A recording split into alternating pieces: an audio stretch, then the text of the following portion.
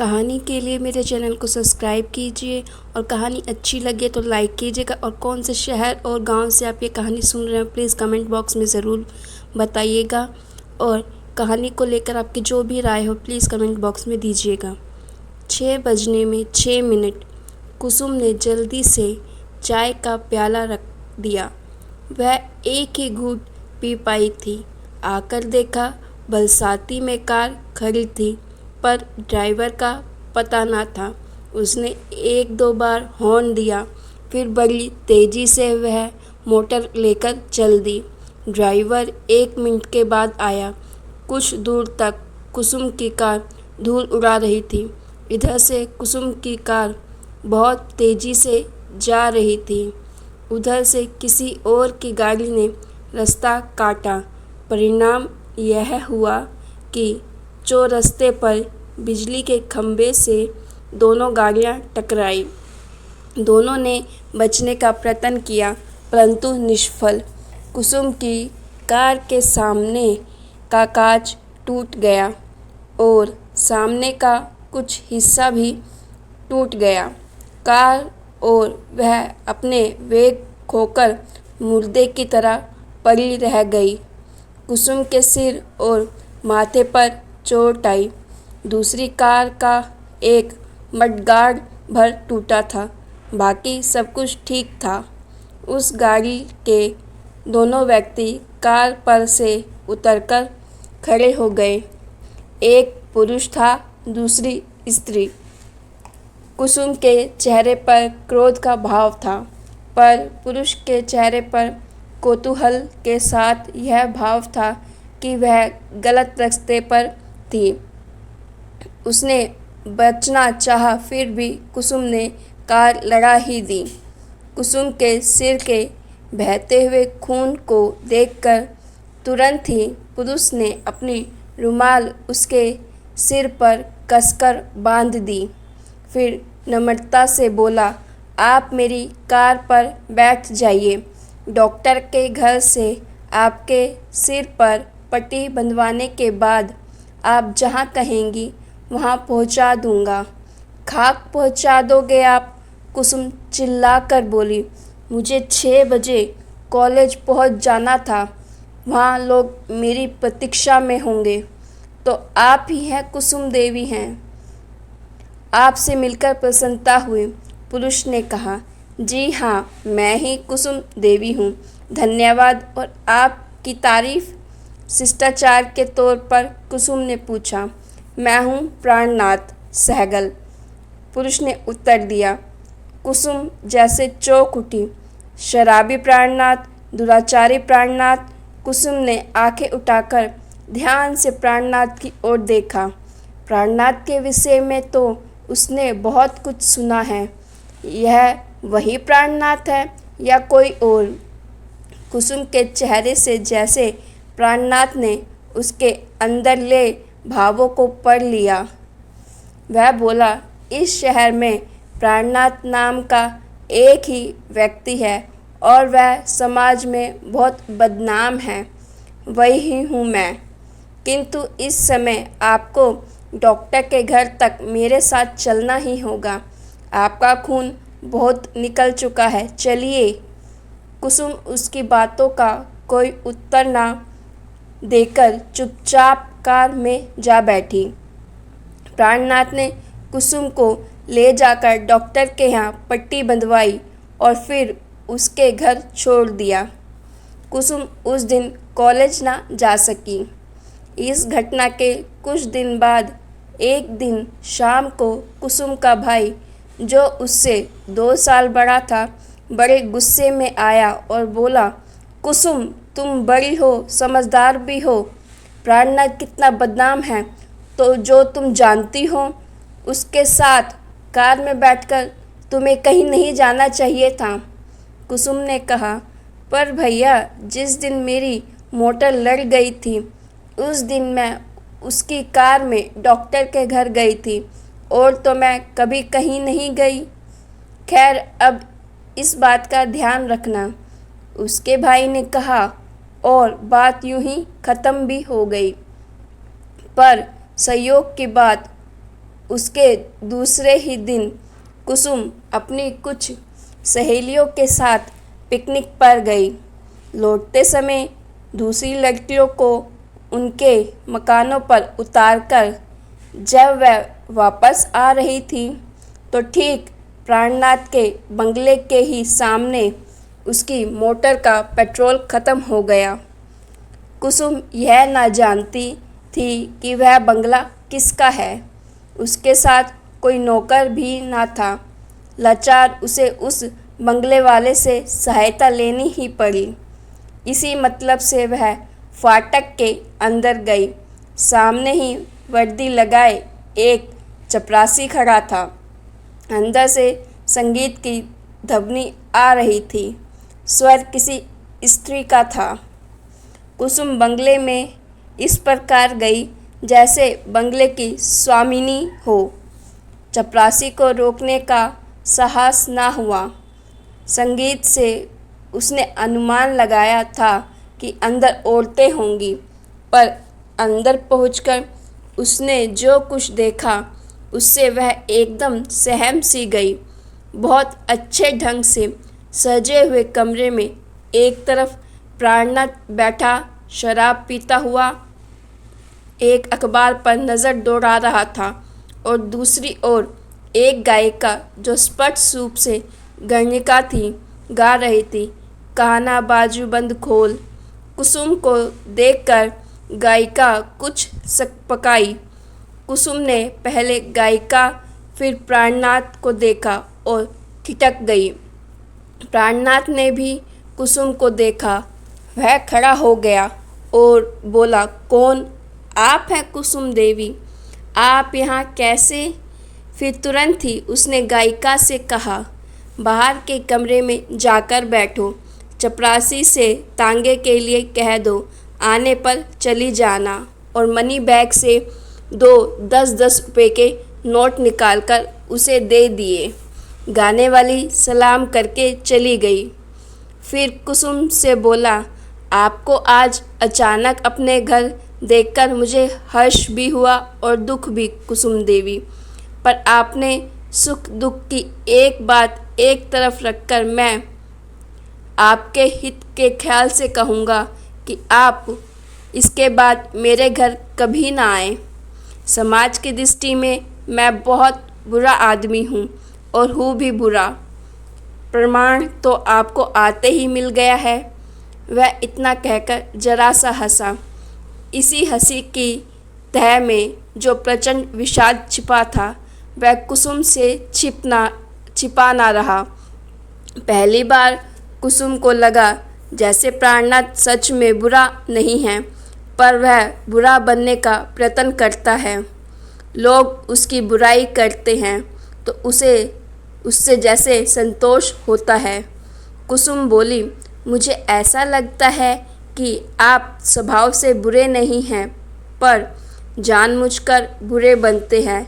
मार्मिक दृष्टि से कुसुम की ओर देखते हुए प्राणनाथ बोला, मैं बुरा हूँ, आप मुझे अच्छा ना समझिए।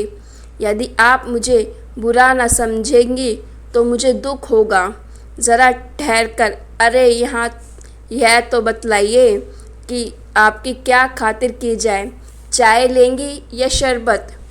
कुसुम ने कहा, मुझे कुछ ना चाहिए, अभी पिकनिक से खूब खा पी कर आ रही हूँ, पर मेरी मोटर को शरबत चाहिए।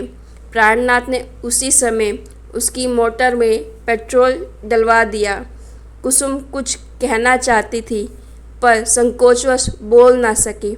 अंत में बहुत हिम्मत करके उसने पूछ ही लिया, आप इन गाने वालियों को क्यों बुलाते हैं?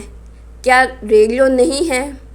रेडियो की ओर उंगली उठाकर प्राणनाथ ने कहा, रेडियो है तो इन्हें तो मैं सिर्फ बदनाम होने के लिए बुलाता हूँ, और फिर इन गरीब स्त्रियों को बुलाता हूँ जिनका नाचना गाना ही पेशा है, जिनकी युवा अवस्था समाप्त हो चुकी है, रूप रंग बिगड़ गया है और जिन्हें पेट भरने का कोई चारा नहीं है। कुसुम ने पूछा, आप और शराब क्यों पीते हो? अपने आप को मिटाने के लिए रुपयों का और क्या करूं? प्राणनाथ ने विरक्त के साथ उत्तर दिया। मैं इन दोनों बातों को नहीं पसंद करती। आपके पास बहुत रुपया है तो मुझे दे दीजिए, मैं उनका सदुपयोग करूँगी। अधिकार के स्वर में कुसुम बोली। फिर आप शर्मा गई। उसे चाहने न चाहने का अधिकार ही क्या है? प्राणनाथ हंस पड़ा।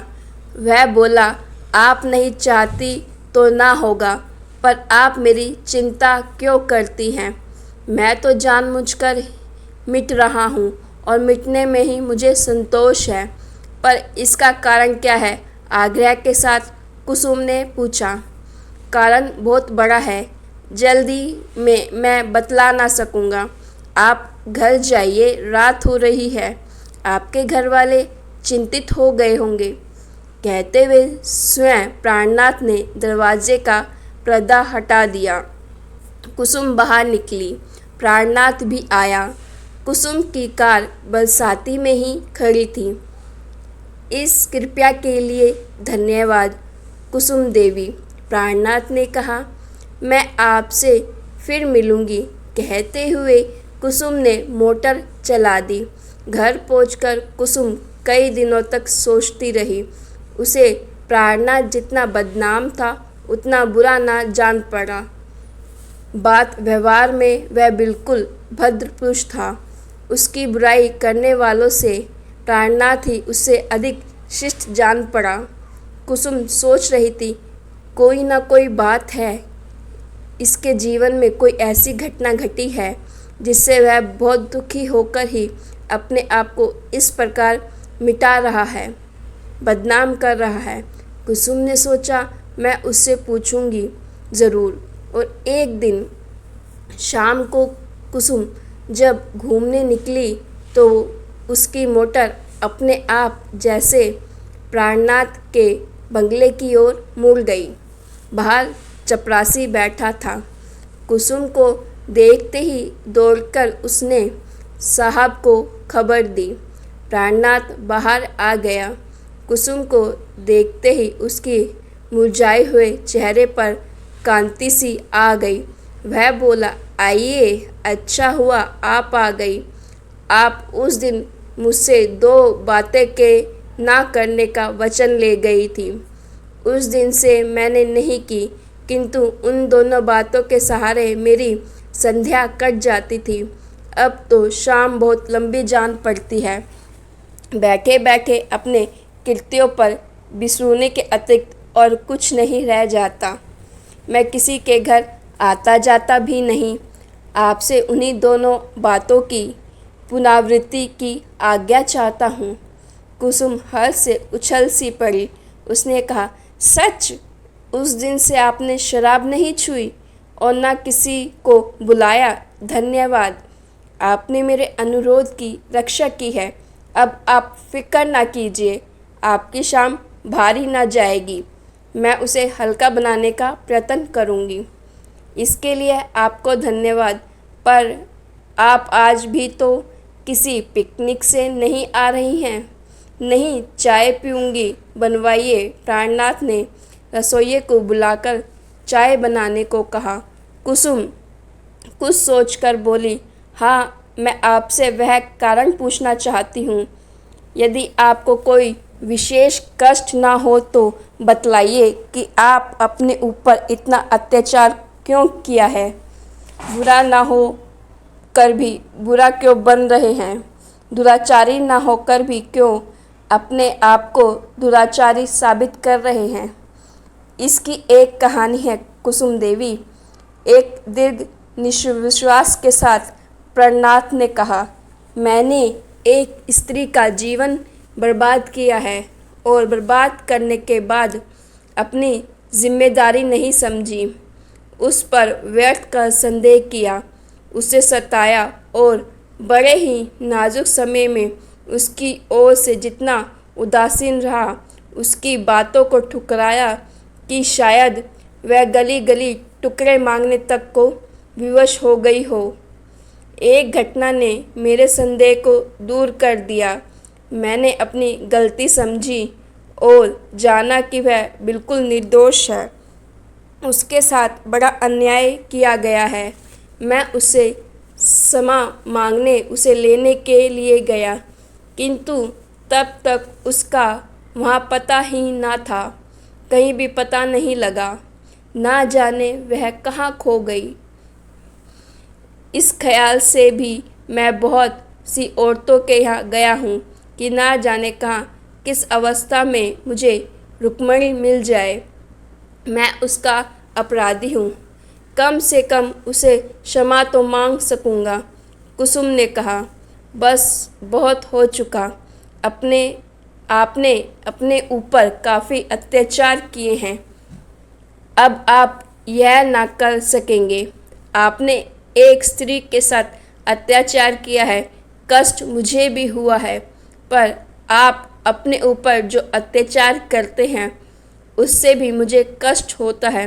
अच्छा, मैं आपको कल अपने घर चाय के लिए निमंत्रित करती हूँ। शाम को 5 बजे आ जाएंगे या कार भेजनी पड़ेगी। वैसे तो मैं आ जाऊँगा, पर आपके घरवाले इस बात को पसंद ना करेंगे। मेरे आना उन्हें अच्छा ना लगेगा। मेरे घर में कोई भी आपके खिलाफ नहीं है। कुसुम ने दृढ़ता से कहा, मेरे भैया जरा कुछ ऐसा वैसा कह रहे थे, पर मैंने उन्हें समझा दिया है। सभी आपसे मिलना चाहते हैं। कल आप आएंगे ना? जी आऊँगा, ठीक 5 बजे। ठीक 5 बजे। दूसरे दिन कुसुम ने चाय के लिए बड़ी तैयारी की। बहुत तरह की मिठाइयाँ और फल इत्यादि मंगवाए। कुसुम को पहले तो प्राणनाथ पर तरस आता था। अब वह उससे कुछ प्रेम ही करने लगी। उसने अपनी कुछ सहेलियों को भी बुलाया था। कुसुम अपनी सहेलियों से अनेक बार प्राणनाथ की चर्चा सुन चुकी थी। वे सब प्राणनाथ के नाम के साथ ही घृणा का भाव व्यक्त करती थी। कुसुम उन्हें दिखलाना देना चाहती थी कि जिस प्राणनाथ को वे शराबी, बदमाश और वासना का कीट समझती हैं, वास्तव में प्राणनाथ वैसा नहीं है। उसने निश्चय किया कि वह प्राणनाथ का परिचय किसी को न देगी। उसके बारे में सबकी राय जानेगी, तब बतलाएगी कि वह आदमी कौन है। उसका भाई घर में नहीं था। बूढ़े पिता बच्चों की इस पार्टी में शामिल होने वाले ना थे। कुसुम ही थी और कुछ थी, और उसकी माँ और सहेलियाँ थीं। उसकी सहेलियाँ पहले ही आ चुकी थी। प्राणनाथ ठीक 5 बजे आया। प्राणनाथ बहुत गोरा और देखने में सुंदर था। कुछ इधर उधर की बातें करने के बाद कुसुम ने अपनी परिचारिका भामा को चाय लाने को कहा। कुसुम देख रही थी कि उसकी सहेलियों में से कोई भी प्राणनाथ से जंगली जानवर या होवे की तरह नहीं डरती हैं, किंतु खुलकर स्नेह के साथ बातचीत कर रही हैं। एक दो ने चुपके से पूछा भी कि यह कौन है। कुसुम ने कहा, मेरे दूर के रिश्ते के भाई होते हैं। इस समय भामा चाय लेकर आई। एक सुंदर सी ट्रे में उसने चायदानी और प्याले वगैरह सजा रखे थे। मेज के बहुत करीब वह पहुंच ना पाई थी कि एकाएक उसकी दृष्टि प्राणनाथ पर और प्राणनाथ की दृष्टि भामा पर पड़ी। एक क्षण तक दोनों ने एक दूसरे को देखा। अचानक भामा जैसे काँप उठी। उसके हाथ से ट्रे छूटकर धरती पर गिर पड़ी। चायदानी उसके पैरों के आसपास गिरकर फूट गई। प्याले दूर दूर तक कमरे में बिखर गए। भामा निर्जीव सी वहीं धरती पर बैठ गई। प्राणनाथ के मुंह से एक चीख के साथ निकल पड़ा, रुक्मणी! और वे सब अपनी अपनी कुर्सी छोड़कर निर्जीव सी पड़ी हुई भामा की परिचर्या में लग गए। तो गाइज़, अगर आपको ये स्टोरी अच्छी लगी है तो स्टोरी को लाइक कीजिएगा और ऐसी स्टोरीज़ के लिए मेरे चैनल को सब्सक्राइब कीजिएगा। आप सभी को बहुत बहुत धन्यवाद।